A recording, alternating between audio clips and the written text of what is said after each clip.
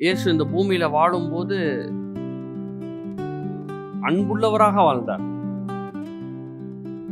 ரொம்ப ரொம்ப அன்புள்ளவரா இருந்தார். 3.5 வருஷம் சீஷர்கள் இருந்துட்டு, இயேசு நான் போயிடுவேன், பரிசுத்த ஆவியானவராகிய வேறொரு தேற்றர் வருவாருலாம் சொல்லும் போது அவங்களால அதை ஏத்துக்கவே முடியல. ஏன்னா அவர் அவ்வளவு அன்புள்ளவராக இருந்தார். அன்பை அவங்க பெற்றுக்கொண்டாங்க, நிறைய அன்பை பெற்றுக்கொண்டாங்க. இந்த மாதிரி ஒரு அன்புள்ளவரை அவங்க பார்த்ததே கிடையாது.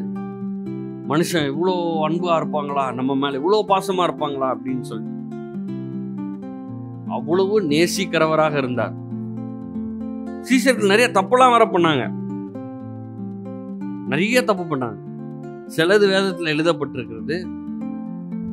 ஆனா அதை அவர் ரொம்ப நல்லா டீல் பண்ணியிருப்பார், அன்பிலேயே டீல் பண்ணியிருப்பார்.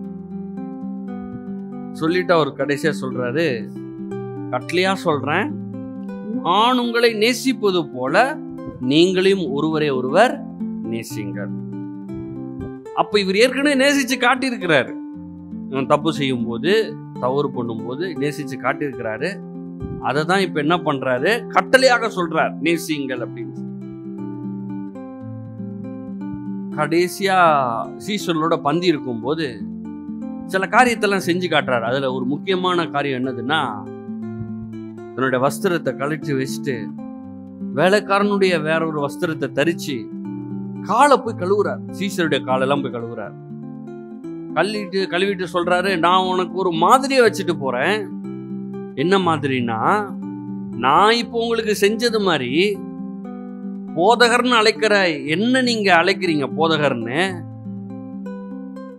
அப்படிப்பட்ட உயர்ந்த மனிதனாக கருதுகிற நானே இவ்வளோ இறங்கி போய் உங்களுக்கு உபசரிப்பையும் உங்களுக்கு தாழ்மையும் நான் செய்வேன்னா நீங்க எவ்வளவு அதிகமா செய்யணும்.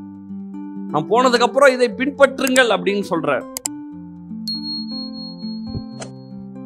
வேதம் முழுவதும் இந்த அன்ப பிதாவானவர் மனிதன் மேல எவ்வளவு அன்பா இருக்கிறாருன்றத திரும்ப திரும்ப வெளிக்காட்டிக்கிட்டே இருக்கு.